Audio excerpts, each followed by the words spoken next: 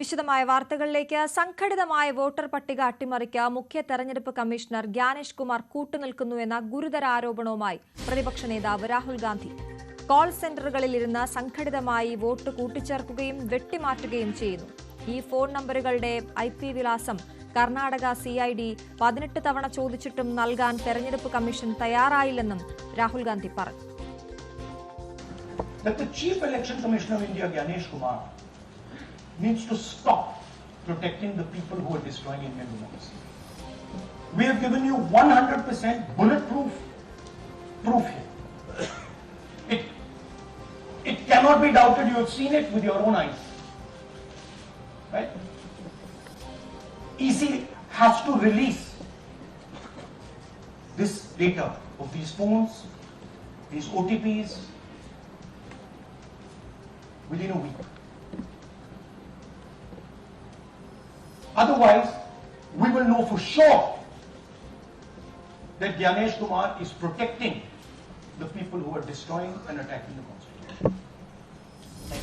കർണാടകയിലെ അലന്തിൽ 6018 വോട്ടുകൾ വെട്ടിമാറ്റിയതിന്റെ തെളിവുകളും രാഹുൽ ഗാന്ധി വാർത്താ സമ്മേളനത്തിൽ നിരത്തി. കർണാടകയ്ക്ക് പുറത്തുനിന്നുള്ള ചില കേന്ദ്രങ്ങളിൽ നിന്നും മൊബൈൽ ഫോണുകൾ വഴിയാണ് ഇത് ചെയ്തത്. ഇങ്ങനെ പേരൊഴിവാക്കാൻ അപേക്ഷ നൽകിയെന്ന് പറയുന്നവർ ഇത് അറിഞ്ഞിട്ടില്ലെന്ന് പറഞ്ഞ രാഹുൽ ഗാന്ധി ഇവരിൽ ചിലരെയും വാർത്താ സമ്മേളനത്തിൽ ഹാജരാക്കി. Aland is constituency in Karnataka, 6,018 votes. Somebody tried to delete 6,018 votes.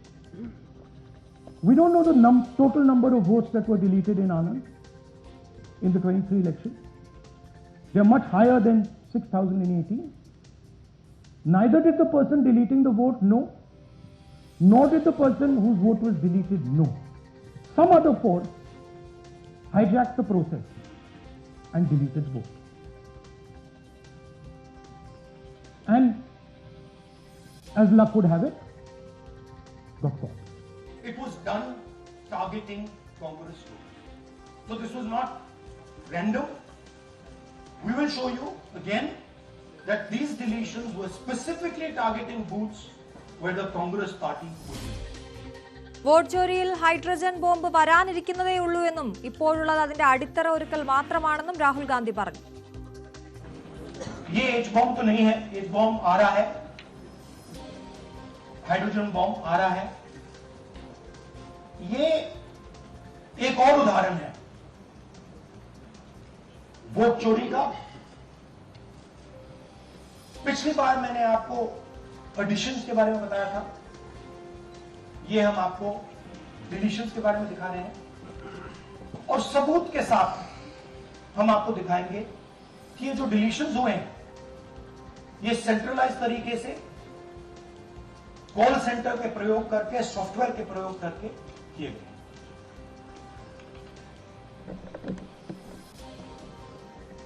हमारे पास इस प्रेजेंटेशन में जो मैंने आपको भी दिखाया 100% सबूत है, प्रूफ है कि ज्ञानेश कुमार जी हिंदुस्तान के चीफ इलेक्शन कमिश्नर वोट चोरों की रक्षा करते हैं और ये मैं आपको अभी दिखाने जा रहा हूं.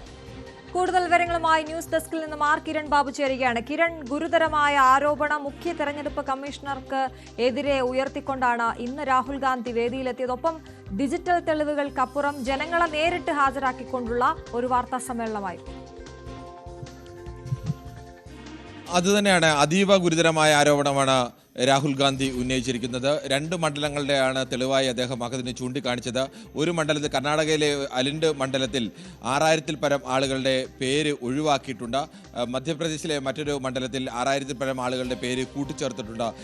ഇതെല്ലാം ചെയ്തത് ഒരു പ്രത്യേക സ്ഥലത്തിരുന്നുകൊണ്ട്, ആ സംസ്ഥാനത്തിന് പുറത്തു നിന്നുള്ള ചില മൊബൈൽ നമ്പറുകളിൽ കോൾ സെന്ററുകളിൽ ഇരുന്നുകൊണ്ടാണ് ഇതെല്ലാം ചെയ്തത് എന്ന് കൂടി ചൂണ്ടിക്കാണിക്കുന്നു.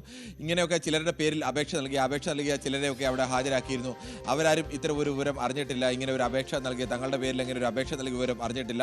ചില ആപ്ലിക്കേഷനുകൾ തമ്മിലുള്ള അകലം തന്നെ 42 സെക്കൻഡിനുള്ളിൽ തന്നെയാണ് ഒരാൾ 2 ആപ്ലിക്കേഷനുകളൊക്കെ നൽകിയിരിക്കുന്നത്.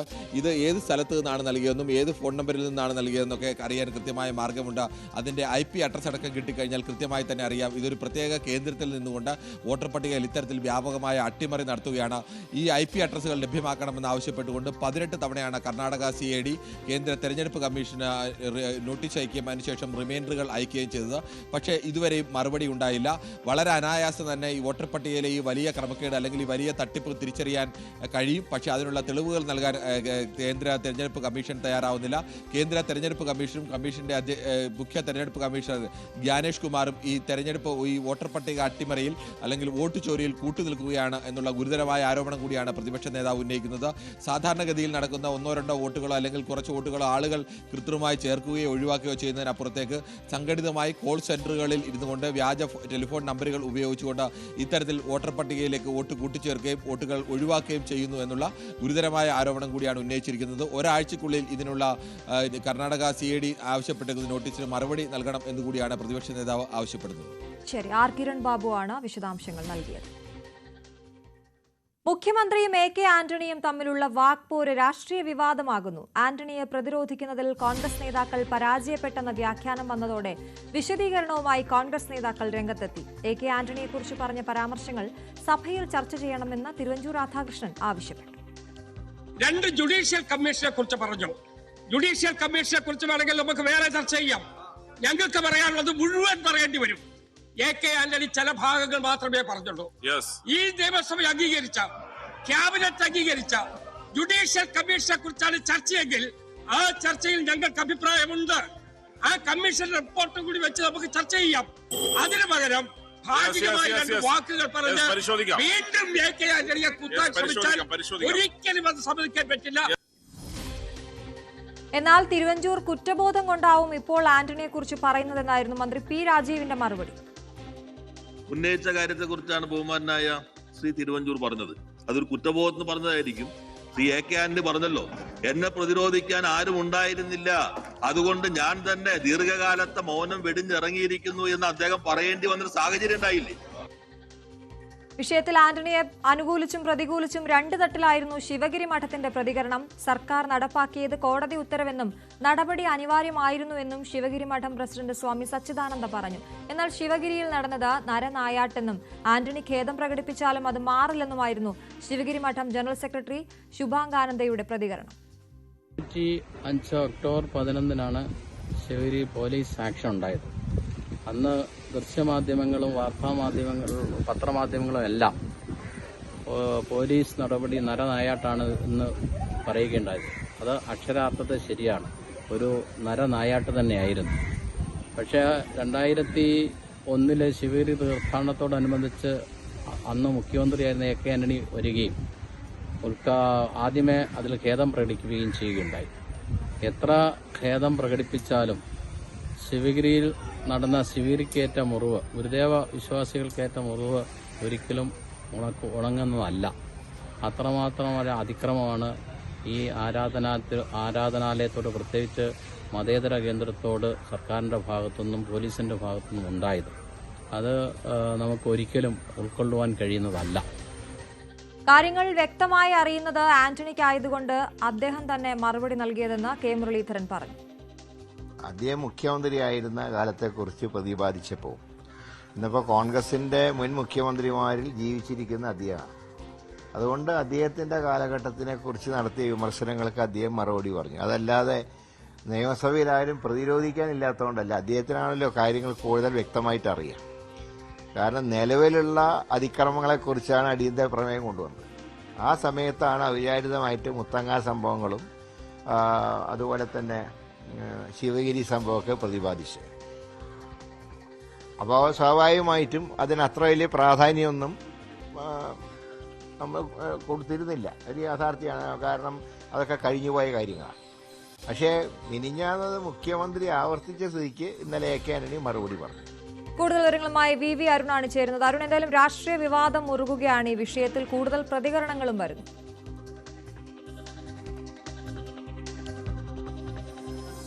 അശ്വതി, AK ആന്റണിക്കെതിരെ കഴിഞ്ഞ ദിവസമാണ് മുഖ്യമന്ത്രി പിണറായി വിജയനും കടകംപള്ളി സുരേന്ദ്രനും ഒക്കെ നിയമസഭയിൽ ലോക്കപ്പ് മർദ്ദനം സംബന്ധിച്ച ചർച്ച നടക്കവേ, റൂൾ 50 നോട്ടീസിൽ ചർച്ച നടക്കവേ പഴയ കാര്യങ്ങൾ മുത്തങ്ങയും അതുപോലെ തന്നെ ശിവഗിരിയിലെ പോലീസ് നടപടിയുമൊക്കെ സൂചിപ്പിച്ച വിമർശനം ഇങ്ങനെയായിരുന്നു കോൺഗ്രസ് കാലത്തെ പോലീസ് എന്ന പറയാനായിരുന്നു വ്യാഖ്യാനിക്കാനായിരുന്നു ശ്രമം. പക്ഷേ ഇന്നലെ AK ആന്റണി അതിൽ കടുത്ത വിമർശനവുമായി രംഗത്ത് വന്നു. വിമർശനം ഉന്നയിക്കുമ്പോൾ സ്വാഭാവികമായും അത് സർക്കാരിനും CPM-നുമെതിരെ മാത്രമായിരുന്നില്ല. കഴിഞ്ഞ 21 വർഷമായി സംസ്ഥാന രാഷ്ട്രീയത്തിൽ ഇല്ലാത്ത തനിക്കെതിരെ കൂടി ഇത്തരം ആരോപണങ്ങൾ വരുമ്പോൾ അത് പ്രതിരോധിക്കാൻ ആരും ഉണ്ടായില്ല എന്ന ഒരു പരോക്ഷ വിമർശനം കോൺഗ്രസ് നേതൃത്വത്തിനെതിരെ കൂടി ഉന്നയിക്കുകയായിരുന്നു AK ആന്റണി ചെയ്തത്. അങ്ങനെ വീണ്ടും ആ വിഷയങ്ങൾ AK ആന്റണിയുടെ കോൺഗ്രസ് സർക്കാരിന്റെ കാലത്തെ പോലീസ് നടപടികൾ, മുത്തങ്ങയിലെ ആദിവാസി യുവാവിനെ വെടിവെച്ചു കൊന്നതും അതുപോലെ തന്നെ ശിവഗിരിയിലെ പോലീസ് നടപടിയും ഒക്കെ വീണ്ടും ചർച്ചയായി. ഇന്ന് ശിവഗിരി മഠമൊക്കെ കടുത്ത വിമർശനവുമായി, ഒരിക്കലും ഉണങ്ങാത്ത മുറിവാണ് ആ നരനായിട്ട് എന്ന വിമർശനവുമായി രംഗത്ത് വന്നു. നിയമസഭയിലും അതിന്റെ പ്രതിഫലനങ്ങൾ ഉണ്ടാവുകയാണ്. വി ജോയ് വർക്കല MLA കൂടിയ വി ജോയാണ് ഇന്ന് സഭയിൽ ആദ്യം ആ വിഷയം ഉന്നയിച്ചത്. അതിനെതിരെ പ്രതിപക്ഷ നേതാവിനും തിരുവഞ്ചൂർ രാധാകൃഷ്ണനും ഒക്കെ മറുപടി പറയേണ്ടി വന്നു. ഏതായാലും AK ആന്റണിയുടെ കാലത്തെ പോലീസ് എങ്ങനെയായിരുന്നു, കോൺഗ്രസ് ഭരണകാലത്തെ പോലീസ് എങ്ങനെയായിരുന്നു ചർച്ചയാണ് ഇപ്പോൾ വീണ്ടും സജീവമാകുന്നത്. ഇടതുമുന്നണിയുടെ CPM-ന്റെ പോലീസിനെ പറ്റി ചർച്ച ചെയ്യുമ്പോൾ ആ കാര്യങ്ങൾ കൂടി വീണ്ടും ചർച്ചയാവുകയാണ്. AK ആന്റണി ഇടപെടൽ അതിനുകൂടി വഴിവെച്ചു എന്നാണ് പൊതുവിൽ വിലയിരുത്തപ്പെടുന്നത്. മാത്രമല്ല കോൺഗ്രസ് പ്രതിപക്ഷത്തിനെതിരെയുള്ള AK ആന്റണിയുടെ അമർഷം പോലും ഈ അദ്ദേഹത്തിനെതിരെ പ്രസ്താവനകളിലുണ്ട്. തനിക്കെതിരെ ഇത്തരം ഒരു വലിയ ഗുരുതരമായ ആരോപണം ഉയർന്നു വന്നിട്ട് എന്തുകൊണ്ട് AK ആന്റണി സഭയിൽ അത് പ്രതിപക്ഷം പ്രതിരോധിച്ചില്ല എന്ന ചോദ്യം കൂടിയാണ് ആന്റണി ഉന്നയിച്ചതെന്ന ഒരു വിഭാഗം പറയുമ്പോൾ അത് പ്രതിപക്ഷ നേതാവിനും പ്രതിപക്ഷത്തിനെതിരെയുള്ള വിമർശനമാകുന്നു. മറുവശത്ത് ആന്റണി വളരെ കൃത്യമായി പോലീസിന്റെ വിമർശനമെന്ന് ബാധിക്കുന്നവരുമുണ്ട്. ഏതായാലും AK ആന്റണിയുടെ ഇന്നലത്തെ വളരെ മാസങ്ങൾക്ക് ശേഷമുള്ള അദ്ദേഹത്തിന്റെ ഒരു വാർത്താ സമ്മേളനം കോൺഗ്രസിനുള്ളിലും ചലനങ്ങൾ സൃഷ്ടിക്കുകയാണ്. കസ്റ്റഡി മർദ്ദനങ്ങളിൽ പ്രതിരോധത്തിലാകുന്ന CPM-ന് അത് പറഞ്ഞു നിൽക്കാൻ നേരത്തെ എന്താണോ അവർ ആഗ്രഹിച്ചത് അത് UDF കാലത്തും പോലീസ് ഇതിലും മോശമായി ഇടപെട്ടിരുന്നെന്ന് പറഞ്ഞു വയ്ക്കാൻ കൂടിയുള്ള വേദിയായി മാറുകയാണ്. ഏതായാലും AK ആന്റണിയുടെ തുടർ പ്രതികരണം വളരെ പ്രധാനപ്പെട്ടതാണെന്ന് അദ്ദേഹം പറഞ്ഞത് താൻ നിയമസഭാ തെരഞ്ഞെടുപ്പിന് ചില കാര്യങ്ങൾ പറയാൻ വേണ്ടി കാത്തിരിക്കുകയായിരുന്നു എന്നുള്ളതാണ്. എങ്കിൽ എന്താണ് ആ കാര്യം? നിയമസഭാ തെരഞ്ഞെടുപ്പിന് ശേഷം പറയുന്നെങ്കിൽ സ്വാഭാവികമായും അത് കോൺഗ്രസിനെതിരെ തനിക്ക് പറയേണ്ട കാര്യമല്ലേ? അല്ലെങ്കിൽ ഇപ്പോൾ തന്നെ CPM-നെതിരെങ്കിൽ ഇപ്പോൾ തന്നെ പറയുമായിരുന്ന ചോദ്യമൊക്കെ ഉയർന്നു വരുന്നു. ഏതായാലും AK ആന്റണി വീണ്ടും കേരള രാഷ്ട്രീയത്തിൽ സജീവമാവുകയാണെന്ന് വേണമെങ്കിൽ പറയാം. ഈ രീതി അദ്ദേഹം പറഞ്ഞത് ഞാൻ ഇപ്പോഴും വിരമിച്ചിട്ടില്ല, പക്ഷേ ആക്റ്റീവ് അല്ല എന്നുള്ളത്. പക്ഷേ ഇന്നലത്തെ വാർത്താ സമ്മേളനത്തോടുകൂടി അതിനു മുമ്പ് കഴിഞ്ഞ ദിവസം സഭയിൽ അതിന്റെ പേര് പരാമർശിക്കപ്പെട്ടതുപോലെ AK ആന്റണി വീണ്ടും കേരള രാഷ്ട്രീയത്തിൽ കൂടി സജീവമാകുന്ന കാഴ്ചയാണ് നമ്മൾ കാണുന്നത്. ഇത് എങ്ങനെയൊക്കെ പ്രതിരോധിക്കാൻ കോൺഗ്രസിനാകും, എങ്ങനെയൊക്കെ ഇത് തുടർ ദിവസങ്ങളിലും CPM ഏറ്റെടുക്കുമെന്നാണ് ഇനി കണ്ടറിയേണ്ടത്. ശരിയാണ്. ഭൂമിക്ക് വേണ്ടിയാണ് സമരം നടത്തിയതെന്നും ഇന്നും ആ പ്രശ്നം പരിഹരിക്കപ്പെട്ടിട്ടില്ലെന്നും CK ജാനു ഖേദം പ്രകടിപ്പിച്ചിട്ട് കാര്യമില്ല. ആദിവാസികളുടെ വിഷയങ്ങളിൽ ഏറ്റവും കൂടുതൽ ചർച്ച ചെയ്തതും കരാറുണ്ടാക്കിയതും ആന്റണിയാണെന്നും ജാനു പറഞ്ഞു. ഞങ്ങള് കൃഷി ചെയ്ത് ജീവിക്കാൻ ആവശ്യമായ ഭൂമിക്ക് വേണ്ടിയാണ് സമരം നടത്തിയത്. ആ പ്രശ്നം ശരിക്കും ഇപ്പോഴും പരിഹരിക്കപ്പെടാതെ അങ്ങനെ കിടക്കുവാണ്. അതിനൊരു പരിഹാരമാണ് ശരിക്കും ഞങ്ങൾക്ക് വേണ്ടത്. അത്തരം ഒരു പരിഹാരം കിട്ടുമ്പോ ആദിവാസിയായിട്ടുള്ള ആളുകൾക്ക് ഞങ്ങൾ കഷ്ടപ്പെട്ടാലും വേദന അനുഭവിച്ചാലും ഞങ്ങൾക്ക് ഭൂമി കിട്ടി, ഞങ്ങൾക്ക് ഇനി ഒരു ജീവിതം ഉണ്ടാവും എന്നുള്ളത് അവര് വിചാരിച്ച് അവർ മനസ്സുകൊണ്ട് മാപ്പ് കൊടുക്കുന്ന ഒരു തലത്തിലേക്ക് അവർക്ക് വരാൻ സാധിക്കും. അത്തരം ഒരു ഇടപെടൽ നടത്താതെ ഉള്ള ഒരു മാപ്പ് പറച്ചില് അത് ശരിക്കും ഇത്രയും പീഡനം അനുഭവിച്ച ആളുകളുടെ മുമ്പിൽ മാപ്പ് പറഞ്ഞിട്ട് എന്താണ് ശരിക്കും പ്രയോജനം? അതിനെങ്ങനെയാണ് ശരിക്കും തിരിച്ചു മാപ്പ് കൊണ്ട് ഈ വേദനയുടെ വ്യാപ്തിയെ നമുക്ക് ചുരുക്കാൻ പറ്റുമോ? പറ്റില്ലല്ലോ ശരിക്കും. അത് അതുപോലെ തന്നെ നിൽക്കുകയല്ലേ.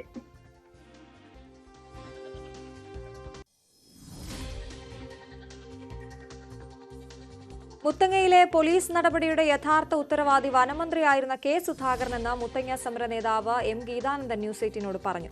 കൈയൊഴിഞ്ഞത് ആരൊക്കെയെന്ന് ആന്റണി തുറന്നു പറയണമെന്നും M ഗീതാനന്ദൻ. മുത്തങ്ങയിലെ പോലീസ് നടപടിയിൽ കോൺഗ്രസും ഇടതുപക്ഷവും ആദിവാസികളോട് മാപ്പ് പറയണമെന്നും അദ്ദേഹം പറഞ്ഞു.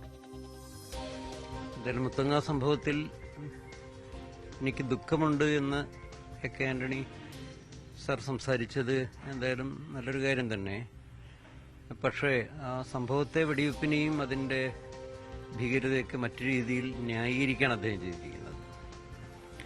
ഈ വിഷയത്തിൽ ആന്റണി സർക്കാരിനെ പ്രതിനിധീകരിക്കുന്ന കോൺഗ്രസ് നേതാക്കളും UDF-ഉം ഇപ്പൊ ഭരിക്കുന്ന ഇടതുപക്ഷങ്ങളെല്ലാം തന്നെ, അല്ലെങ്കിൽ പൊതുവിൽ കേരളത്തിലെ രാഷ്ട്രീയ സമൂഹം മുത്തങ്ങയിലെ ആദിവാസികളോട് പൊതുമാപ്പ് പറയേണ്ടതാണ്. അത്ര ചരിത്രവിരുദ്ധവും ഭീകരവുമായ ഒരു നരവേട്ടയാണ് 2003, 17, 18, 19 ദിവസങ്ങളിലും തുടർന്നും വയനാട്ടിൽ നടന്നത്. നിയമസഭയിൽ തുടർച്ചയായ മൂന്നാം ദിവസവും അടിയന്തര പ്രമേയ നോട്ടീസിൽ ചർച്ച. അവശ്യ സാധനങ്ങളുടെ വിലക്കയറ്റം സംബന്ധിച്ച് പ്രതിപക്ഷത്തിന്റെ നോട്ടീസിലാണ് ചർച്ച നടക്കുന്നത്. ജനങ്ങളുടെ കയ്യിൽ പണമില്ലാത്ത സാഹചര്യത്തിൽ സംസ്ഥാന സർക്കാരോ ഭക്ഷ്യവകുപ്പോ പ്രതിസന്ധി പരിഹരിക്കാൻ കാര്യക്ഷമമായി ഇടപെടുന്നില്ല എന്നാണ് പ്രതിപക്ഷത്തിന്റെ ആരോപണം. PC വിഷ്ണുനാഥ് MLA ഉപക്ഷേപം അവതരിപ്പിച്ചു. ഒരു ഗവൺമെന്റിനോട് ഞങ്ങളുടെ ചോദ്യം, സാർ 1 മാസമല്ല 2 മാസമല്ല, തുടർച്ചയായി 8 മാസം ഇന്ത്യയിൽ വിലക്കയറ്റ തോതിൽ 1ാം സ്ഥാനത്ത് ഒരു സംസ്ഥാനമാണ് എന്ന് പറയുന്നതില് എന്താണ് സാർ പിന്നെ ഗവൺമെന്റ് ചെയ്യുന്നത്? 1 മാസം യാദൃശ്ചികമായി സംഭവിച്ചു, നമ്മുടെ നിയന്ത്രണത്തിലില്ലാത്ത സാഹചര്യങ്ങൾ വന്നു. 8 മാസമായിട്ട് ഇന്ത്യയിൽ 1ാം സ്ഥാനത്ത് വിലക്കയറ്റ തോതിൽ ഒരു സംസ്ഥാനം നിൽക്കുകയാണ് സാർ. എന്നാൽ ഏറ്റവും ഫലപ്രദമായി വിപണി ഇടപെടൽ നടത്തിയ കാലമാണിതെന്ന് GR അനിൽ പ്രതികരിച്ചു. ഏറ്റവും വിജയകരമായ വിപണി ഇടപെടൽ നടന്ന കാലഘട്ടമാണ് കഴിഞ്ഞ നാളുകൾ. സർ, ജനങ്ങൾക്ക് അതിൻ്റെ പ്രയോജനം നന്നായിട്ട് ജനങ്ങൾ അനുഭവിച്ചതുമാണ്. എന്നാൽ എന്താണ് പ്രതിപക്ഷം ഈ ഘട്ടത്തിൽ ഇത്തരമൊരു വിഷയം തിരഞ്ഞെടുത്തതെന്നറിയില്ല. മലപ്പുറം മണ്ണാർമലയിൽ ഇറങ്ങിയ പുലിയെ മയക്കുവെടി വെച്ച് പിടികൂടും. ഏത് സമയവും പുലി ഇറങ്ങുമെന്ന സ്ഥിതിയായതോടെ അതീവ ജാഗ്രതയിലാണ് നാട്ടുകാർ. വനംവകുപ്പിനെതിരെ പ്രതിഷേധവും ശക്തമാണ്. ഇതിനിടെ ഇന്ന് വീണ്ടും പ്രദേശത്ത് കൂട് സ്ഥാപിച്ചു.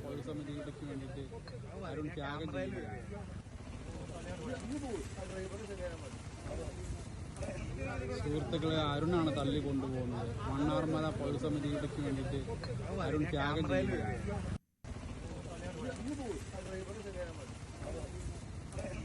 സുഹൃത്തുക്കളെ, അരുണാണ് തള്ളിക്കൊണ്ടുപോകുന്നത്. മണ്ണാർമല പൗരസമിതിക്ക് വേണ്ടിയിട്ട് അരുൺ ത്യാഗം ചെയ്യുകയാണ്. കൂടുതൽ വിവരങ്ങളുമായി CV അനുമോദ് ചേരുന്നു. അനുമോദ്, അവിടെ വലിയ ആശങ്ക നിലനിൽക്കുന്നുണ്ട് ജനങ്ങൾക്കിടയിൽ. ഇന്ന് വീണ്ടും കൂട് സ്ഥാപിച്ചു എന്നറിയുന്നു. എന്തൊക്കെയാണ് വിവരങ്ങൾ? മാസങ്ങളായിട്ട് മണ്ണാർമല നിവാസികൾ ഈ പുലിപ്പേടിയിലാണ്. നമ്മൾ ഓരോ ദിവസവും രാവിലെ കാണുന്നത് പുലി കടന്നു പോകുന്നതിൻ്റെ ദൃശ്യങ്ങളാണ്. അതുകൊണ്ട് തന്നെ വലിയ പ്രതിഷേധം കഴിഞ്ഞ ദിവസം ഇവിടെ ഉണ്ടായിരുന്നു. റോഡ് ഉപരോധിച്ചുകൊണ്ടുള്ള പ്രക്ഷോഭം ഉണ്ടായിരുന്നു. അതിൻ്റെ എല്ലാം ഫലമായിട്ടാണ് ഇപ്പോൾ നജീബ് കാന്തപുരം MLA സഭയിൽ വിഷയം ഉന്നയിക്കുകയും നാട്ടുകാർ ആവശ്യപ്പെട്ടതുപോലെ അതിനെ വെടിവെക്കാൻ മന്ത്രിസഭ അല്ലെങ്കിൽ മന്ത്രി അനുവാദം കൊടുക്കുകയും ചെയ്തിരിക്കുന്നത്. രണ്ടാമത്തെ ഒരു പുലി കൂടി ഇവിടെ വെച്ചിട്ടുണ്ട്. ഇപ്പോൾ ഇവിടുത്തെ മെമ്പർ ഹൈദർ ചേരുന്നുണ്ട്. ഇപ്പോൾ നിങ്ങൾ ആവശ്യം ഇതിനെ വെടിവെക്കുക എന്നുള്ളായിരുന്നു. അതിന് സർക്കാർ അംഗീകാരം നൽകി എന്നുള്ളതാണ്. എന്താണ് പ്രതികരണം? അതെ, വളരെ വലിയ രീതിയിലുള്ള ആശ്വാസമാണ് ആ ഒരു വാർത്ത കേട്ടപ്പോൾ. ഞങ്ങൾ എപ്പോഴും ഉന്നയിച്ചിരുന്നൊരു വിഷയമായിരുന്നു. ഈ ഒരു കൂട് വെച്ചാൽ മാത്രം പോരാ, അതിനെ മയക്കുവെടി വെച്ച് പിടിക്കാനുള്ള ഇതിലേക്ക് ഗവൺമെൻറ് തയ്യാറാണെന്നുള്ളത്. അപ്പോൾ അത് ആവാത്തത് കൊണ്ടാണ് ഇപ്പോൾ കഴിഞ്ഞ ദിവസങ്ങളിൽ ഇവിടെ വലിയ രീതിയിലുള്ള പ്രക്ഷോഭം ഈ മണ്ണാർമല റോഡിൽ ഉണ്ടായത്. അപ്പോൾ അതിൻ്റെയൊക്കെ അടിസ്ഥാനത്തിലും നിരന്തരമായിട്ട് MLA ഈ ഒരു വിഷയവുമായി ബന്ധപ്പെട്ട് മന്ത്രിയോടും മറ്റുള്ള വനംവകുപ്പ് ഉദ്യോഗസ്ഥരോടൊക്കെ നിരന്തരം ഇടപെട്ടിട്ടും ഇപ്പോൾ അവസാനമായിട്ട് ഇന്ന് നിയമസഭയിൽ ആ സബ്മിഷൻ ഉന്നയിച്ചുകൊണ്ട് ഈ വിഷയത്തെ അവതരിപ്പിക്കുകയും അതിൻ്റെ അടിസ്ഥാനത്തിൽ മന്ത്രി അതിന് ഉറപ്പ് നൽകുകയും ചെയ്തിട്ടുണ്ട് മയക്കുവെടി വെക്കാൻ എന്നുള്ളത്. അപ്പോൾ അത് ഞങ്ങളെ സംബന്ധിച്ചിടത്തോളം വലിയ രീതിയിലുള്ള ഒരു ആശ്വാസം. ഇന്ന് ഇതിൻ്റെ തുടർ നടപടികളും മറ്റും എങ്ങനെയാണെന്നുള്ളതൊക്കെ ചർച്ച ചെയ്യാനും മറ്റുള്ള കാര്യങ്ങൾക്കും വേണ്ടിയിട്ട് പഞ്ചായത്തിൽ 3 മണിക്ക് യോഗം വിളിച്ചിട്ടുണ്ട്. അശ്വതി, അതാണ് ഏറ്റവും പ്രധാനപ്പെട്ട കാര്യം. ഉച്ചയ്ക്ക് ശേഷം 3 മണിക്ക് എട്ടൂർ പഞ്ചായത്തിൽ ഇത് സംബന്ധിച്ച് തുടർ നടപടികൾ ചർച്ച ചെയ്യാൻ വനംവകുപ്പ് ഉദ്യോഗസ്ഥരോട് പങ്കെടുക്കുന്ന യോഗം ചേരുന്നുണ്ട്. കൂടുതൽ കാര്യങ്ങൾ ആ യോഗത്തിൽ തീരുമാനിക്കുമെന്നാണ് അറിയാനാകുന്നത്. എന്താണെങ്കിലും സർക്കാർ ഇവരുടെ ഒരു വലിയ വിഷമത്തിന് പരിഹാരമുണ്ടാക്കാൻ ശ്രമങ്ങൾ നടത്തുന്നു, അല്ലെങ്കിൽ ഇവരുടെ പരാതി കേൾക്കുന്നു എന്ന കാര്യത്തിൽ വലിയ ആശ്വാസം തന്നെയാണ് ഈ നാടുള്ളത്. പക്ഷേ പുലിയെ പിടികൂടും വരെ അവരുടെ ആശങ്ക തുടരുക തന്നെ ചെയ്യും. ശരി അനുമോദ്, എന്തായാലും ഈ പുലിപ്പേടി നിയമസഭയിൽ ഉന്നയിച്ചിരിക്കുകയാണ്. നജീബ് കാന്തപുരം MLA നിരീക്ഷണ ക്യാമറയിൽ 30 തവണ പുലിയുടെ ദൃശ്യം പതിഞ്ഞു. വനംവകുപ്പിന് ശക്തമായ നടപടിയെടുക്കാൻ കഴിഞ്ഞില്ല എന്നും പ്രതിഷേധം സംഘടിപ്പിച്ച നാട്ടുകാർക്കെതിരെ പോലീസ് കേസെടുത്തെന്നും ഇത് വനമന്ത്രി ഗൗരവത്തോടെ കാണണമെന്നും ഇടപെടണമെന്നും MLA സഭയിൽ പറഞ്ഞു. 6ഓളം നിരീക്ഷണ ക്യാമറകൾ വെച്ചെങ്കിലും ഈ പുലി നിരവധി തവണ 30ഓളം തവണ ക്യാമറയിൽ പതിഞ്ഞിട്ടും വനംവകുപ്പിൻ്റെ ഭാഗത്തുനിന്ന് കാര്യമായൊരു നടപടി ഉണ്ടായില്ല. വളരെ ആശങ്കാജനകമായ ഈ സ്ഥിതിവിശേഷം നടക്കുന്നതിനിടയിലാണ് സർ, ജനവാസ കേന്ദ്രമായിട്ടുള്ള പെരിന്തൽമണ്ണ നഗരത്തിൽ നിന്ന് 1 കിലോമീറ്റർ മാത്രം അകലെയുള്ള മണ്ണാർമല പ്രദേശത്ത് 2 തവണ ബൈക്ക് യാത്രക്കാരെ പുലി ആക്രമിക്കുകയുണ്ടായി. വളരെ ഗുരുതരമായ പരിക്കേൽക്കുന്ന സാഹചര്യമുണ്ടായി. വളരെ ഭാഗ്യത്തിന് മാത്രമാണ് അവരുടെ ജീവൻ തിരിച്ചു കിട്ടിയത്. ഏത് സമയത്തും നമ്മുടെ ആളുകൾ ആക്രമിക്കപ്പെടുന്ന ഒരു സാഹചര്യം കടന്നു പോവുകയാണ് സർ. ഈ ഒരു ഘട്ടത്തിൽ നമ്മൾ ഈ നിരീക്ഷണ ക്യാമറയിൽ പുലി സ്ഥിരമായി കുടുങ്ങുന്ന സന്ദർഭം ഉണ്ടായിട്ടും അതിനെതിരായിട്ട് ഒരു ശക്തമായ നടപടിയെടുക്കാൻ ഇതുവരെ കഴിഞ്ഞില്ല. ഇന്നലെ നാട്ടുകാരെല്ലാവരും അവിടെ ഒരു വലിയ പ്രതിഷേധ പരിപാടി നടത്തി. പ്രതിഷേധ പരിപാടി നടത്തിയ നാട്ടുകാർക്ക്, പ്രത്യേകിച്ച് പഞ്ചായത്ത് പ്രസിഡന്റിനും ഗ്രാമപഞ്ചായത്ത് മെമ്പറും ഉൾപ്പെടെയുള്ള ജനങ്ങൾക്കെതിരെ 30ഓളം ആളുകൾക്കെതിരെ പോലീസ് കേസെടുത്തിരിക്കുകയാണ്. എന്നാൽ ഈ പുലിയെ പിടികൂടാൻ വേണ്ടി ഇതുവരെ യാതൊരു നടപടിയും ഉണ്ടായിട്ടില്ല. തുടർന്നാണ് മണ്ണാർമലയിൽ പുലിയെ മയക്കുവെടി വെച്ച് പിടികൂടാൻ നിർദ്ദേശം നൽകിയതായി മന്ത്രി എ കെ ശശീന്ദ്രൻ സഭയെ അറിയിച്ചത്. ജനങ്ങൾക്ക് ജീവഹാനി ഉണ്ടാകാത്ത തരത്തിലുള്ള ഇടപെടലുകൾ നടത്തുമെന്നും മന്ത്രി പറഞ്ഞു. ഇവിടെ ഉന്നയിച്ച പ്രശ്നം ഞാൻ ഇന്നലെ തന്നെ അദ്ദേഹവുമായി സംസാരിച്ചിട്ടുള്ളതാണ്. പെരിന്തൽമണ്ണ മണ്ഡലത്തിലെ മണ്ണാർമല പ്രദേശത്ത് കഴിഞ്ഞ കുറച്ചു കാലമായി പുലിയുടെ സാന്നിധ്യം കണ്ടെത്തിയിട്ടുണ്ട്. ഈ സാഹചര്യത്തിൽ RRTകളെ നിയമിക്കുകയും പട്രോളിംഗ് ശക്തിപ്പെടുത്തുകയുമാണ് ഇതുവരെ ചെയ്തിരുന്നത്. നേരത്തെ തന്നെ ഒരു കൂട് സ്ഥാപിച്ച് പുലിയെ പിടിക്കാനുള്ള നടപടികളും ആരംഭിച്ചിട്ടുണ്ടായിരുന്നു. പക്ഷെ അത് പോരാ എന്നാണ് ഇന്നലത്തെ ആലോചനയിൽ കണ്ടെത്തിയത് എന്നതുകൊണ്ട് അവിടെ ആ പുലിയെ വെടിവെക്കാനുള്ള ഉത്തരവ് കൂടി ഇതിനകം നൽകിക്കഴിഞ്ഞിട്ടുണ്ട്. ആ തരത്തിൽ അവിടുത്തെ ജനങ്ങൾക്ക് ജീവഹാനി ഉണ്ടാകാതിരിക്കാനുള്ള എല്ലാ മുൻകരുതലുകളും ചർച്ചയിലൂടെ തന്നെ സ്വീകരിച്ച് മുന്നോട്ട് പോകാൻ കഴിയുമെന്നാണ് പ്രതീക്ഷിക്കുന്നത്. കാട്ടുപന്നിയെ കൊല്ലാനും തിന്നാനും അനുമതി വേണമെന്നാണ് തന്റെ അഭിപ്രായമെന്ന് വനമന്ത്രി എ കെ ശശീന്ദ്രൻ. 1972 വന്യജീവി സംരക്ഷണ നിയമത്തിൽ ഭേദഗതി വേണമെന്ന് കേന്ദ്രത്തോട് ആവശ്യപ്പെട്ടിരുന്നു. കേന്ദ്രമന്ത്രിയെ നേരിട്ട് കണ്ടപ്പോൾ നിഷേധാത്മകമായ നിലപാടാണ് സ്വീകരിച്ചതെന്നും മന്ത്രി പറഞ്ഞു. വന്യജീവി സംരക്ഷണ നിയമ ഭേദഗതി ബില്ലും വനഭേദഗതി ബില്ലും എ കെ ശശീന്ദ്രൻ നിയമസഭയിൽ അവതരിപ്പിച്ചു. കാട്ടുപന്നിയെ ക്ഷുദ്രജീവിയായി പ്രഖ്യാപിക്കാനുള്ള ഒരു ഭേദഗതി നമുക്ക് ആവശ്യമാണ്. അങ്ങനെ വന്നാൽ ഈ പറയുന്നത് പോലുള്ള നടപടികളൊന്നും ഇല്ലാതെ തന്നെ കാട്ടുപന്നിയെ വെടിവെക്കാനും നാം സഭയിലെ പല അംഗങ്ങളും പരസ്യമായി എന്ന് ഞാൻ പറയുന്നില്ല, സംസാരത്തിൽ അതിൻ്റെ ഇറച്ചി ഭക്ഷിക്കാനും കഴിയുന്ന ഒരു സാഹചര്യം ഉണ്ടാകുമെന്ന് പറഞ്ഞിട്ടുള്ളതാണ്. അതാണ് ശരിയായ വഴിയെന്ന് ഞാനും കരുതുകയാണ്.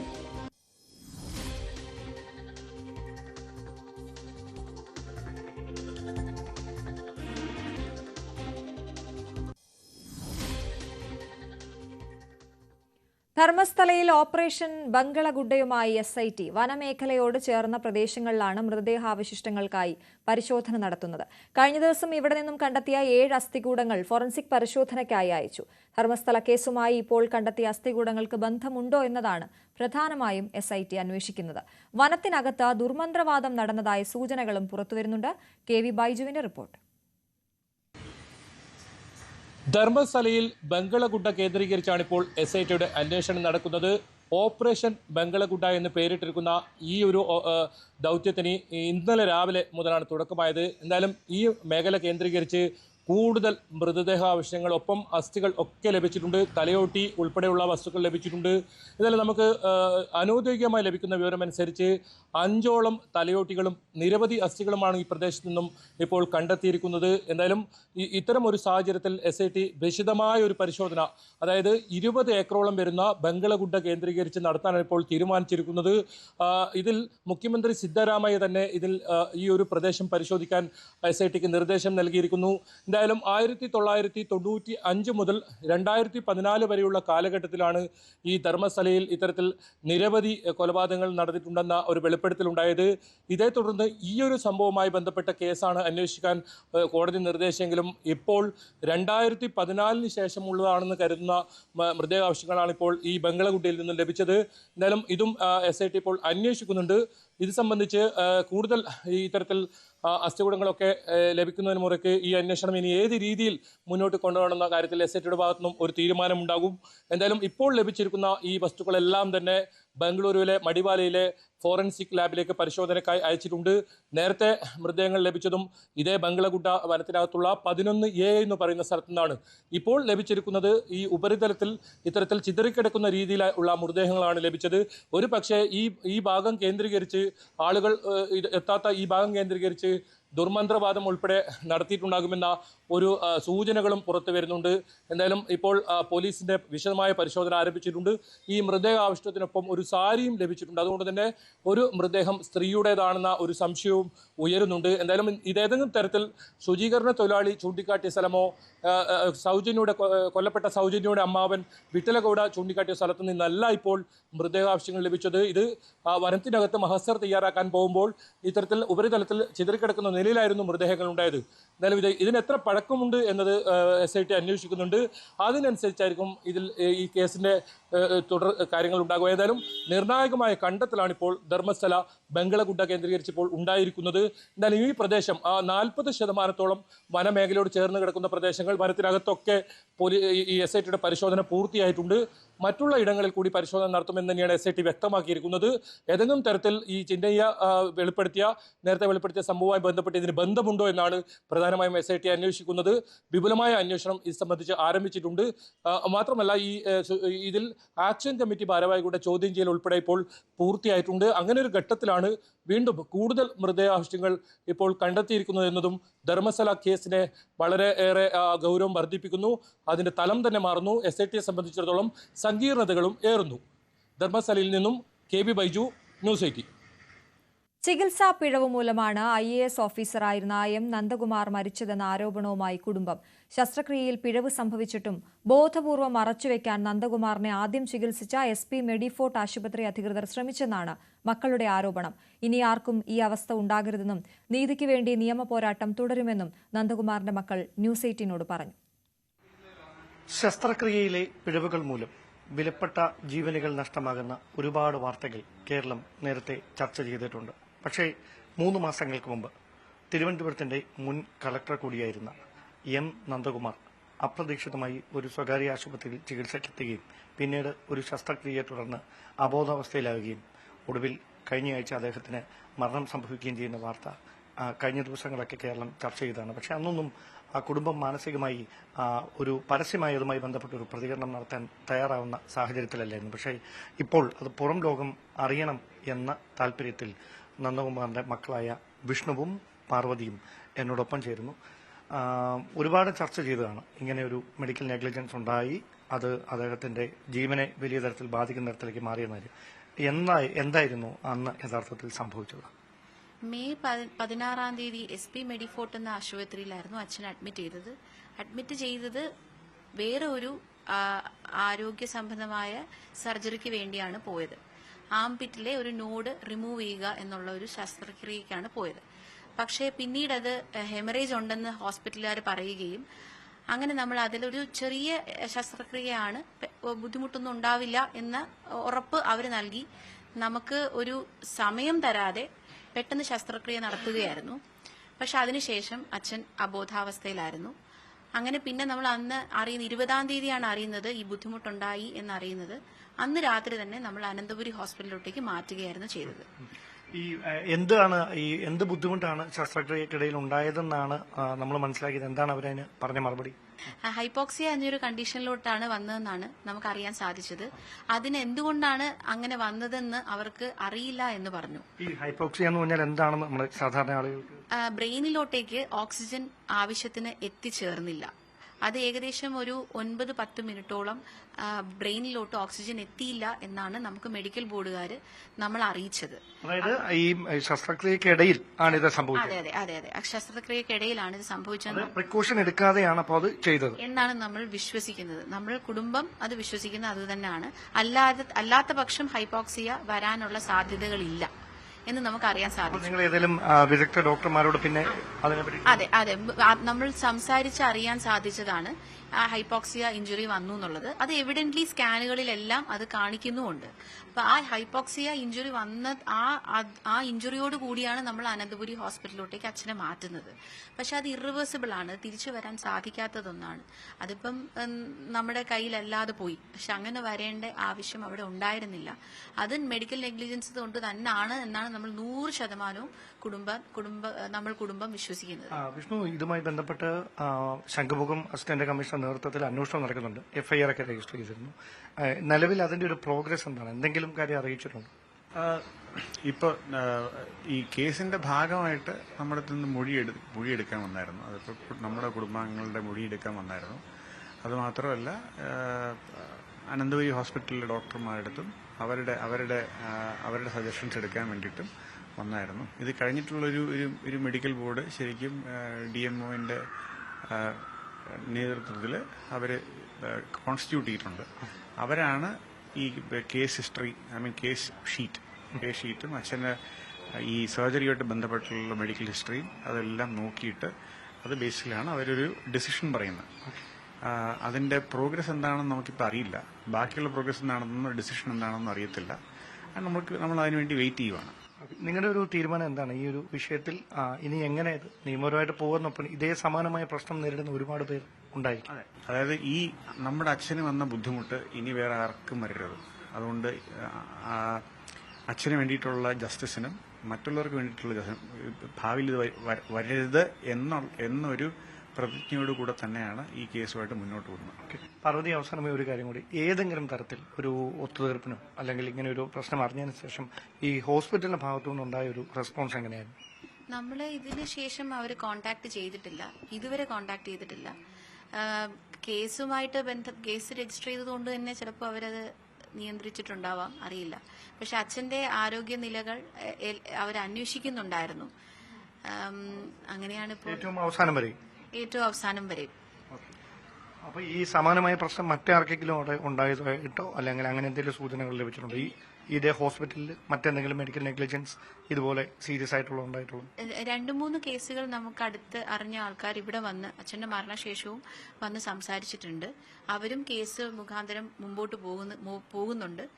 അപ്പോൾ ഇനി ആർക്കും ഇത് സംഭവിക്കരുത് എന്നുള്ളത് കൊണ്ട് തന്നെ നമ്മൾ അതിൽ ശക്തമായിട്ട് തന്നെ മുമ്പോട്ട് പോകുമെന്ന് ഉറപ്പുവരുത്തിയിട്ടുണ്ട്.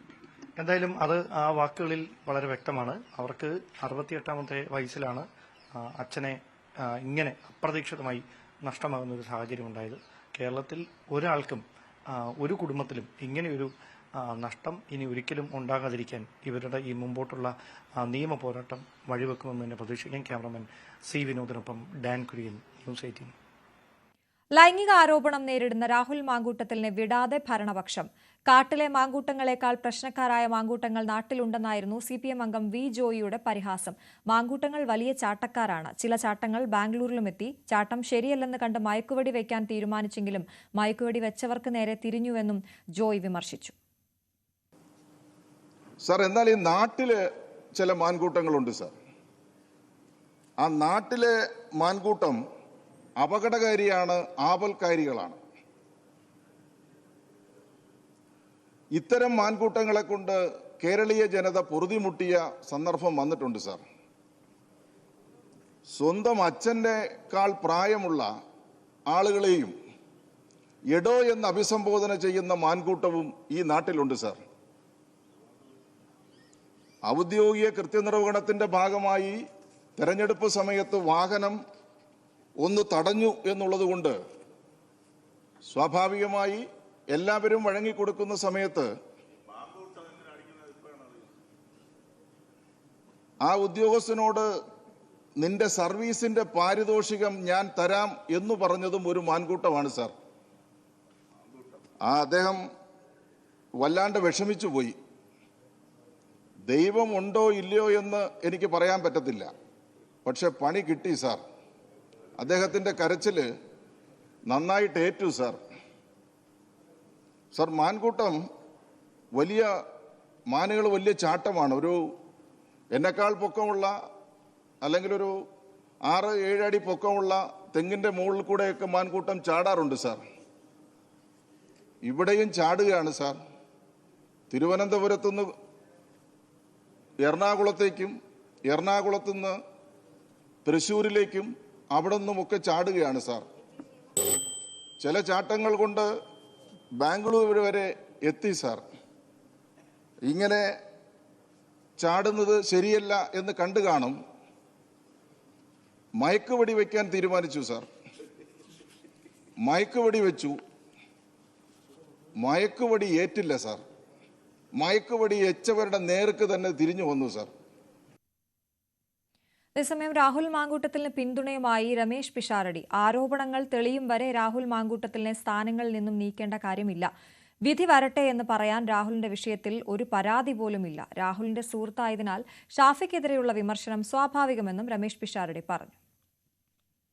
ഇത് തിരുത്തലുകളൊക്കെ തുടങ്ങണമെങ്കിൽ എവിടുന്നോ തുടങ്ങണമായിരുന്നു. അതുകൊണ്ട് കൺക്ലൂഷൻ ആകുന്നത് വരെ, ഒരു തീരുമാനമാകുന്നത് വരെ, ഇനി വിധി വരുന്നതെന്ന് വരെ എന്ന് പറയാൻ പോലും ഒരു കേസ് പോലും ഇല്ലെന്നാണ് എൻ്റെ അറിവ്. പിന്നെ ഇത് എവിടുന്ന വിധി വരുന്നതെന്ന് എനിക്കറിയത്തില്ല. അത് നമ്മൾ അന്ന് വിവാദം വന്നപ്പോൾ ഞാൻ അത് തന്നെയാണ് പറഞ്ഞത്. ആരോപണങ്ങളാണ് വന്നതെന്ന് നമുക്ക് പറയാൻ പറ്റുന്നുള്ളൂ. ആരോപണങ്ങളാണല്ലോ, അത് വളരെ പ്രൂവിയായിട്ട് വളരെ അത് പറയും. അതെല്ലാവരും സുഹൃത്തുക്കളാണ്, അവരെല്ലാവരും ഒന്നിച്ച് നടക്കുന്നവരാണ്. അപ്പോൾ അങ്ങനെ തന്നെ പറയുള്ളൂ. ഒരു സർവ്വനാമം ചേർത്തേ പറയുള്ളൂ. ഏതെങ്കിലും ഒരു മാധ്യമ പ്രവർത്തന പ്രശ്നം ഉണ്ടായാലും അടങ്കല്ലേ പറയുള്ളൂ. ഇപ്പം ശബരിമലയിൽ ദർശനം നടത്തി രാഹുൽ മാങ്കൂട്ടത്തിൽ. പുലർച്ചെ 5-ന് ക്ഷേത്രനട തുറന്നപ്പോഴാണ് രാഹുൽ ദർശനത്തിനെത്തിയത്.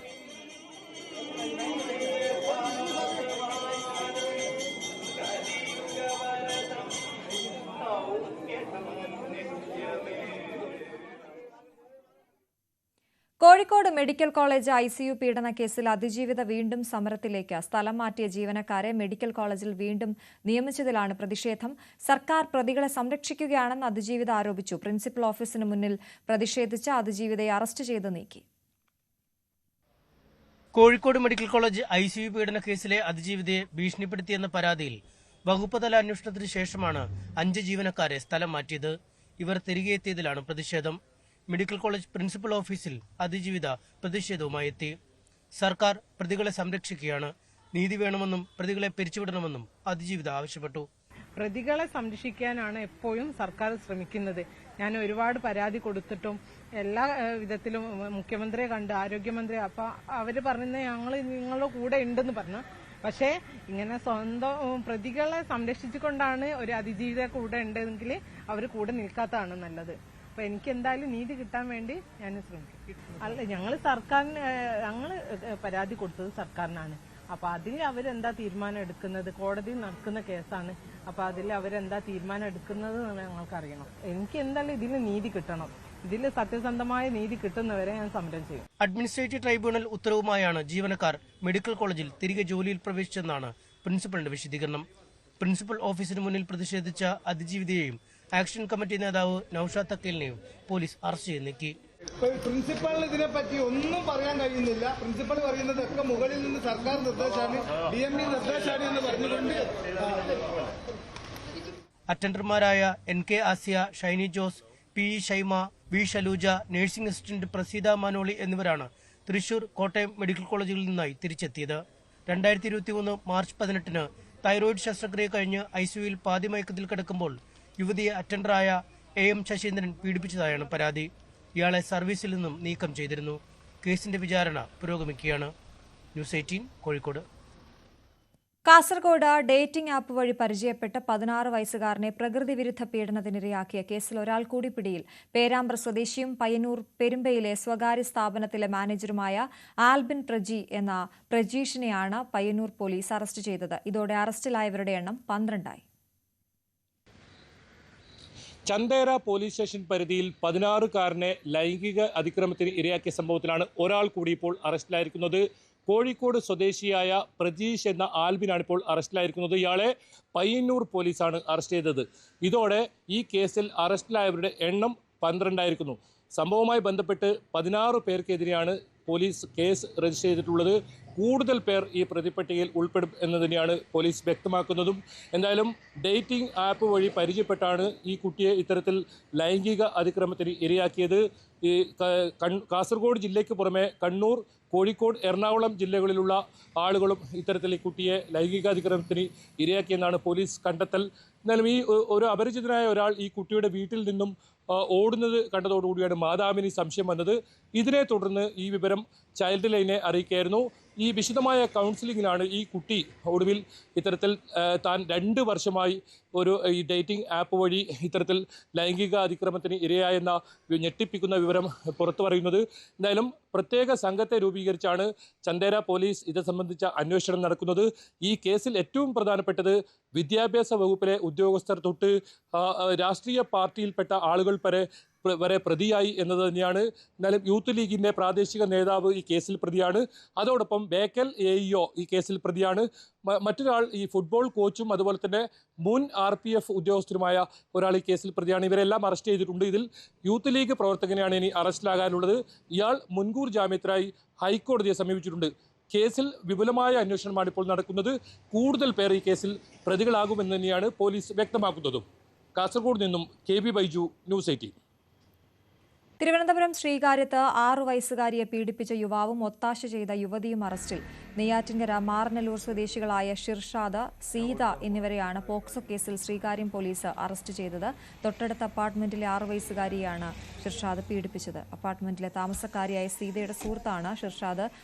അടുത്തുള്ള താമസക്കാരിയായതിനാൽ പരിചയമുള്ള കുട്ടി കളിക്കാനായി എത്തിയപ്പോഴാണ് ഷിർഷാദ് പീഡിപ്പിച്ചത്. തുടർന്ന് നൽകിയ പരാതിയുടെ അടിസ്ഥാനത്തിലായിരുന്നു അറസ്റ്റ്.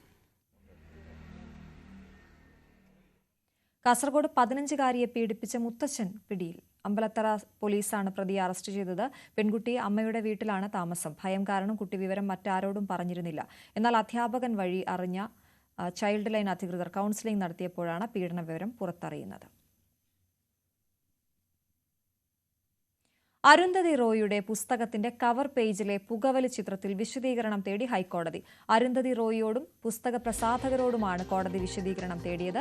ഇക്കാര്യത്തിൽ കേന്ദ്ര സർക്കാരും മറുപടി നൽകണമെന്നും ഡിവിഷൻ ബെഞ്ച് നിർദ്ദേശം നൽകി. പുകവലിക്കെതിരെ ജാഗ്രതാ നിർദ്ദേശം നൽകാത്തത് നിയമവിരുദ്ധമെന്ന് ചൂണ്ടിക്കാട്ടി അഭിഭാഷകനായ രാജസിംഹൻ നൽകിയ ഹർജി പരിഗണിച്ചാണ് കോടതിയുടെ നടപടി. കൂടുതൽ വിവരങ്ങളുമായി നിയമകാര്യ ലേഖകൻ അഡ്വക്കേറ്റ് CN പ്രകാശ് ചേരുന്നു. പ്രകാശ്, വിവരങ്ങൾ. നേരത്തെ സൂചിപ്പിച്ച പോലെ തന്നെ അരുന്ധതി റോയിയുടെ പുസ്തകത്തിന്റെ കവർ പേജിലെ പുകവലി ചിത്രം, അതിനെതിരാണ് അഡ്വക്കേറ്റ് രാജസിംഹൻ ഹൈക്കോടതിയിൽ ഹർജി നൽകിയത്. പുകവലിക്കെതിരെ ജാഗ്രതാ നിർദ്ദേശം നൽകാത്തത് നിയമവിരുദ്ധമാണ് എന്ന് ചൂണ്ടിക്കാട്ടിക്കൊണ്ടായിരുന്നു ഹർജി.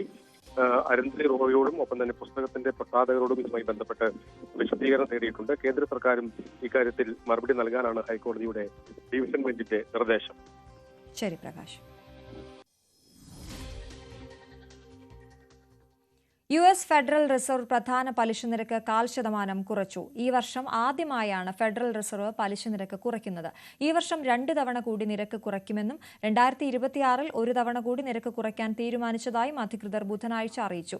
US-ൽ തൊഴിലില്ലായ്മ വർദ്ധിച്ചുവരുന്ന സാഹചര്യത്തിലാണ് നിരക്ക് കുറയ്ക്കാൻ തീരുമാനിച്ചതെന്നാണ് ഫെഡ് റിസർവ് ചെയർപേഴ്സൺ ജെറോം പവലിന്റെ വിശദീകരണം.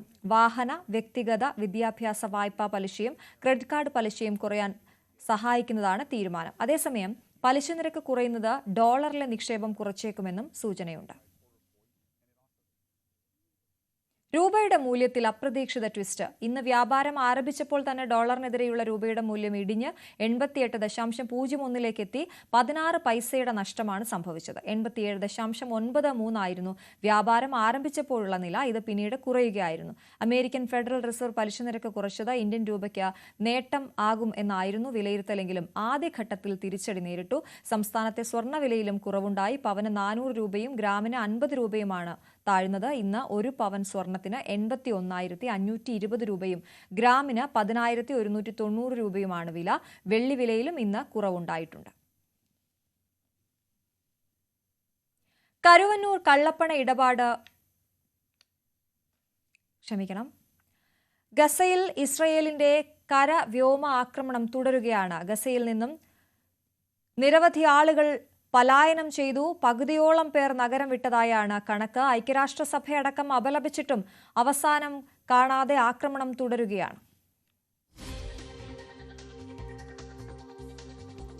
ഇസ്രയേൽ നടത്തുന്നത് കൂട്ടക്കുരുതി എന്ന ഗസയിൽ സേവനം അനുഷ്ഠിക്കുന്ന മലയാളി ഡോക്ടർ SS സന്തോഷ് കുമാർ പറഞ്ഞു. കെട്ടിടാവശിഷ്ടങ്ങൾക്കിടയിൽ നിരവധി പേർ കുടുങ്ങിക്കിടക്കുന്നു. ഭക്ഷ്യവസ്തുക്കൾ കിട്ടാനില്ല. ഒരു വഴിയുമില്ലാതെ ആയിരക്കണക്കിന് ആളുകൾ പലായനം ചെയ്യുകയാണെന്നും ഡോക്ടർ സന്തോഷ് ന്യൂസ് 18നോട് പറഞ്ഞു. കെട്ടിടത്തിനകത്ത് പരിക്കേറ്റ് ഈ കെട്ടിടം ഇടിഞ്ഞു വീണ് പരിക്കേറ്റ ആൾക്കാരെ കുറിച്ച് യാതൊരു ധാരണയും ആർക്കുമില്ല. കാരണം അവരെ കുറിച്ച് കണക്കെടുക്കാനോ അവരെവിടെയാണെന്നോ നോക്കാൻ പോലും അതിനെ രക്ഷപ്പെടുത്താനോ ഒന്നും പോലും കഴിയുന്നില്ല. അങ്ങോട്ട് പോയി കഴിഞ്ഞു കഴിഞ്ഞാൽ അവരും എത്തുന്ന ആൾക്കാർ മരിച്ചു പോകുന്ന ഒരു സ്ഥിതിവിശേഷമാണുള്ളത്. അതുകൊണ്ട് കെട്ടിടത്തിനകത്ത് കുടുങ്ങി കിടക്കുന്നവരും പ്രായമുള്ളവരും വികലാംഗരും ഒക്കെ എന്താണ് സംഭവിച്ചിട്ടുള്ളതെന്ന് ആർക്കും ഒന്നും തന്നെയില്ല. ആശുപത്രികൾക്കകത്ത് ഇതുപോലെ ഭീഷണി വരുമ്പോൾ ആശുപത്രിയിൽ ICUവിൽ കിടക്കുന്ന ആൾക്കാരും വെന്റിലേറ്ററിൽ കിടക്കുന്ന ആൾക്കാരും ഉപേക്ഷിച്ചിട്ട് ഡോക്ടർമാരും നഴ്സുമാരും ഓടാനല്ലാതെ വേറൊരു മാർഗവും ഇല്ലാത്ത അവസ്ഥയാണ്. പട്ടിണി കൊണ്ട് മരണം മാത്രമല്ല, അതുണ്ടാക്കുന്ന സാമൂഹ്യ പ്രശ്നങ്ങൾ അതിഗുരുതരമാണ്. കാരണം ഭക്ഷണം ഇല്ല, എന്തെങ്കിലും ചെറിയ ഭക്ഷണമുള്ള ആൾക്കാരിൽ നിന്നും ഭക്ഷണം പിടിച്ചു വാങ്ങിക്കാനുള്ള ശ്രമം നടക്കുന്നുണ്ട്. അത് പിടിച്ചു വാങ്ങിക്കുമ്പോൾ ഉണ്ടാകുന്ന കലാപങ്ങൾ ഉണ്ടാകുന്നുണ്ട്. വീട്ടിലെ ആണുങ്ങൾ ഇല്ലാതെ മരിച്ചു പോകുമ്പോൾ സ്ത്രീകൾക്ക് ഇതുപോലെ ഈ പറഞ്ഞ ഭക്ഷണം കിട്ടുവാനായിട്ട് പല സ്ഥലങ്ങളിലും പോകേണ്ടി വരുന്നുണ്ട്. സ്ത്രീകളടക്കം മരിച്ചു വീഴുന്നുണ്ട്. കുട്ടികളെ നോക്കാൻ ആളില്ലാതാകുന്നു.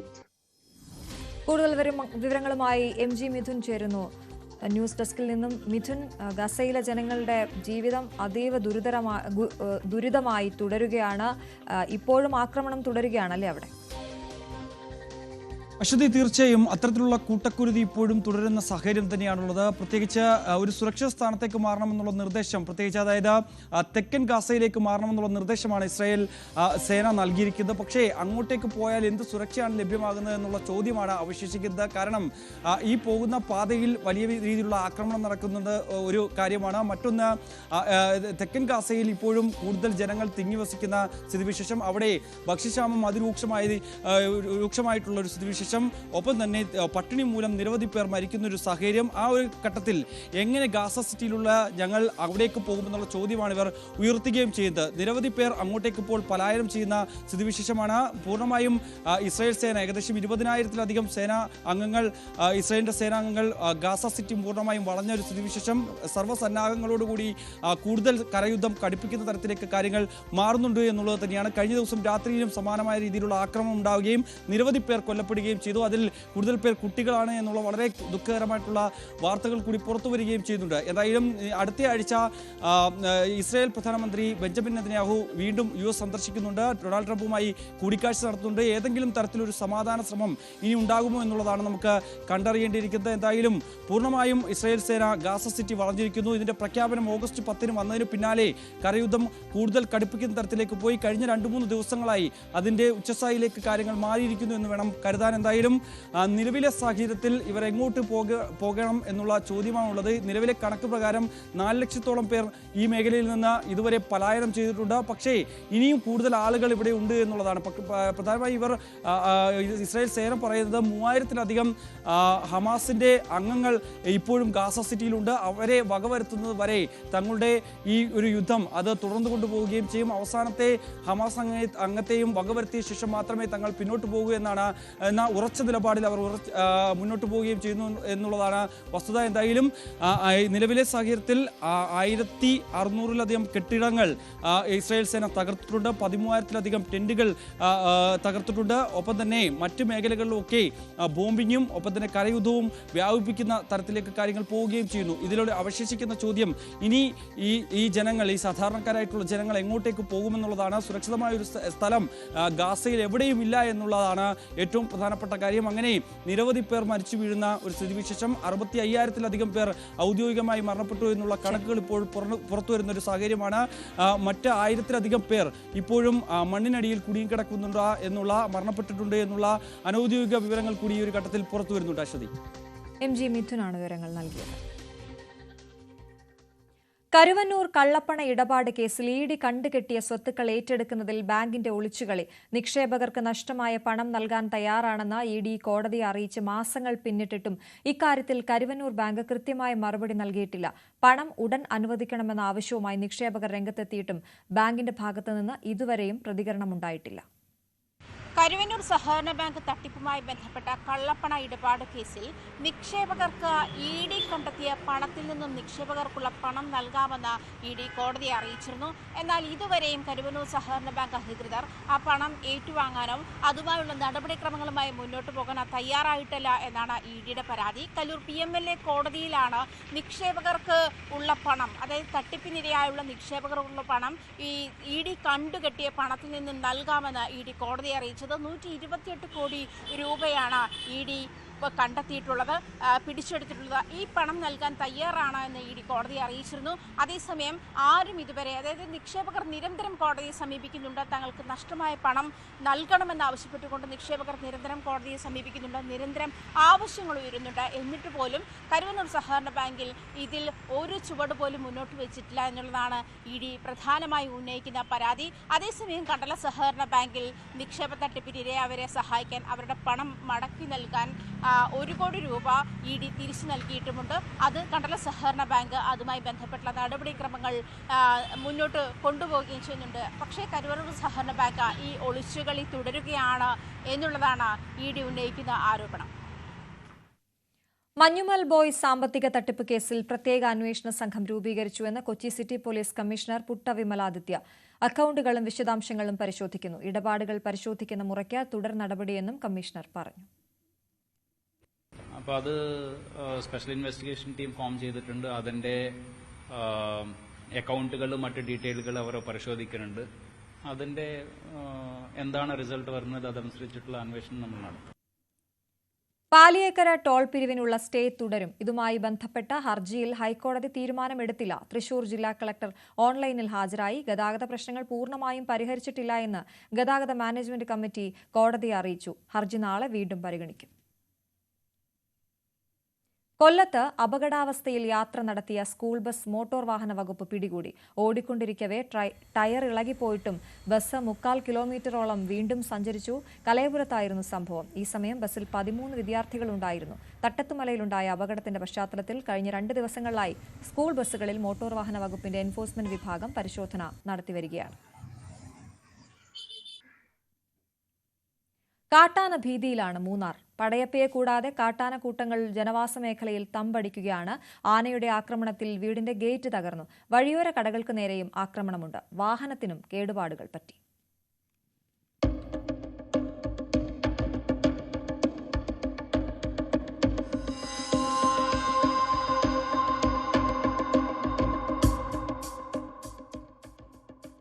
ദേവികുളം ലാക്കാട് സ്വദേശി ജോർജ് മുക്കത്തിന്റെ വീടിന് നേരെയാണ് കാട്ടാനക്കൂട്ടത്തിന്റെ ആക്രമണം ഉണ്ടായത്.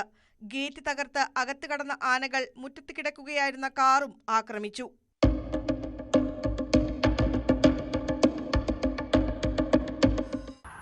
രാത്രി ഒരു 12:30 മണിക്ക് ഞാനൊരു ശബ്ദം കേട്ട്, ഗേറ്റിന്റെ ശബ്ദം കേട്ട് നോക്കിയപ്പോഴാണ് 3 ആന, ഒരു പിടിയാനയും 2 കുഞ്ഞുങ്ങളും ഇവിടെ വീട്ടിന് മുറ്റത്തോട്ട് കയറി വന്ന് ഗേറ്റൊക്കെ പൊളിച്ച് ഇവിടെ തടന്ന് ഒരു മണിക്കൂറോളം ഇവിടെ തന്നെ കഴിഞ്ഞുകൂടി. അപ്പോൾ എന്നിട്ട് അതിനുശേഷം ഇവർ ഈ കാറിൽ ചാരിക്കുക, അതിനകത്ത് ഒരു കുത്തിയിട്ടുണ്ട്. കാറിൽ കുത്തിയിട്ട് 2 തുള വീണിട്ടുണ്ട്, ഹോൾ വീണിട്ടുണ്ട്. പടയപ്പ ഏതാനും ദിവസങ്ങളായി മൂന്നാർ ഉദുമൽപേട്ട പാതയിൽ ഇറങ്ങുന്നുണ്ട്. കഴിഞ്ഞ ദിവസം പെരിയവര പാലത്തിന് സമീപം 2 വഴിയോര കടകൾ നശിപ്പിച്ചു. കടയിലുണ്ടായിരുന്ന പൈനാപ്പിൾ, ചോളം തുടങ്ങിയവ അകത്താക്കി. പടയപ്പയെ കൂടാതെ കാട്ടാനക്കൂട്ടങ്ങളും കാട് വിട്ടിറങ്ങുന്നത് ആശങ്കയ്ക്ക് ഇടയാക്കുന്നുണ്ട്. ന്യൂസ് 18 ഇടുക്കി. മുന്നറിയിപ്പില്ലാതെ വീടുകൾ പൊളിക്കാനുള്ള ശ്രമം നാട്ടുകാർ തടഞ്ഞു. നെടുമങ്ങാട് വെള്ളനാട് റൂട്ടിലെ മുണ്ടേല മുതൽ കൂവക്കുടി വരെയുള്ള 6ഓളം വീടുകളാണ് അരുവിക്കര പോലീസിന്റെ സഹായത്താൽ റവന്യൂ പൊതുമരാമത്ത് വകുപ്പുകൾ പൊളിച്ചുമാറ്റാനെത്തിയത്. നാട്ടുകാരുടെ പ്രതിഷേധത്തെ തുടർന്ന് ചർച്ച ചെയ്യാമെന്ന തീരുമാനത്തിൽ ഉദ്യോഗസ്ഥർ മടങ്ങിപ്പോയി. 3 വർഷം മുൻപ് സ്വകാര്യ വ്യക്തി ഈ സ്ഥലം പുറമ്പോക്ക് ഭൂമിയാണെന്ന് കാണിച്ച് ലോകായുക്തയ്ക്ക് പരാതി നൽകിയിരുന്നു. ഇതിനുശേഷം നെട്ടറച്ചിറ പൂവച്ചൽ റോഡിന്റെ നവീകരണം നടന്നു. ഇതിന്റെ ഭാഗമായി റോഡിന്റെ ഇരുവശവും ഓട നിർമ്മാണം പൂർത്തിയാക്കി റോഡ് നവീകരിച്ചു. ഈ ഭാഗത്താണ് വീണ്ടും പുറമ്പോക്ക് ഭൂമി എന്ന പേരിൽ ഉദ്യോഗസ്ഥർ വീട് പൊളിക്കാനെത്തിയത്. ഇവിടെ നടക്കുന്ന ഈ ഒഴിപ്പിക്കലുമായിട്ട് ബന്ധപ്പെട്ട് ഈ ഏരിയ അരുവിക്കര പഞ്ചായത്തിന്റെ പരമാധികാരത്തിൽപ്പെട്ട വസ്തുവാണ്.